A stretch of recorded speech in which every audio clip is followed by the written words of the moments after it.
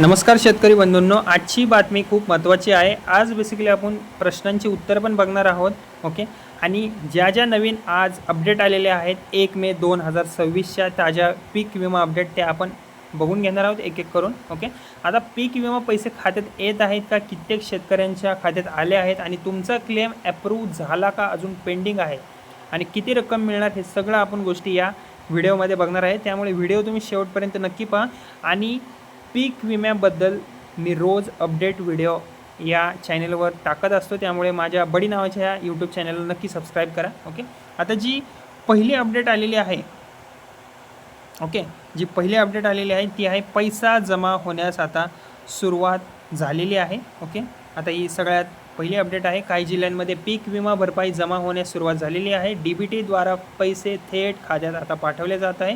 जर तुमचा claim approve झाला असेल शेतकरी बंधूंनो, तर तुमचे पैसे लवकरच तुमच्या खात्यात येऊ शकतात। ओके, इथे लिहिलेलं पण आहे, पात्र शेतकऱ्यांच्या खात्यात टप्प्याटप्प्याने पैसे जमा होण्यास सुरुवात झालेली आहे। काही ठिकाणी अजूनही पेंडिंग क्लेम्स असल्यामुळे शेतकरी सध्या तरी प्रतीक्षेत आहे। ओके, आता किती मिळणार भरपाई हा एक प्रश्न आहे। ओके, आता सरकारने अनेक भागात नुकसान झालेल्या पिकांचे सर्वेक्षण सध्या पूर्ण केले आहे, त्यामुळे आता पात्र शेतकऱ्यांची यादीसुद्धा तयार होत आहे। लवकरच पूर्ण बेनिफिशियरी लिस्ट जाहीरसुद्धा होण्याची शक्यता आहे। ओके, आता नुकसानाच्या प्रमाणानुसार रक्कम ठरणार आहे। बेसिकली काही भागात काय झाले, 5,000 ते 25,000 प्रति हेक्टरपर्यंत मदत अपेक्षित ठेवली आहे सरकारने। ओके, आणि ज्या शेतकऱ्यांची EKYC पूर्ण केली नाही त्यांना पैसे मिळण्यात उशीर होऊ शकतो, त्यामुळे EKYC नक्की करून घ्या। ओके, नक्की करून घ्या। आणि बँक खाते आणि आधार लिंक असणेसुद्धा आवश्यक आहे। ओके, बँक खाते आणि आधार लिंक नसेल तर तुम्ही लगेचच करून घ्या।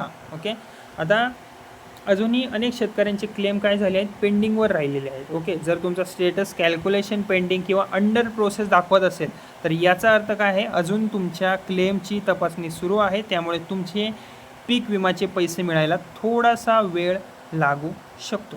ओके, आता पैसे किती मिळणार हे सुद्धा तुम्हाला सांगितलं। भरपाई रक्कमनुसार नुकसानावर अवलंबून असते। ओके, जी भरपाई रक्कम असते ती तुमचं नुकसान किती झालं आहे त्याच्यावर अवलंबून असते। आता काही भागात 5,000 ते 25,000 प्रति हेक्टरपर्यंत मदत अपेक्षित केलेली आहे सरकारने। फायनल रक्कम जिल्ह्यानुसार वेगवेगळी पण असू शकते।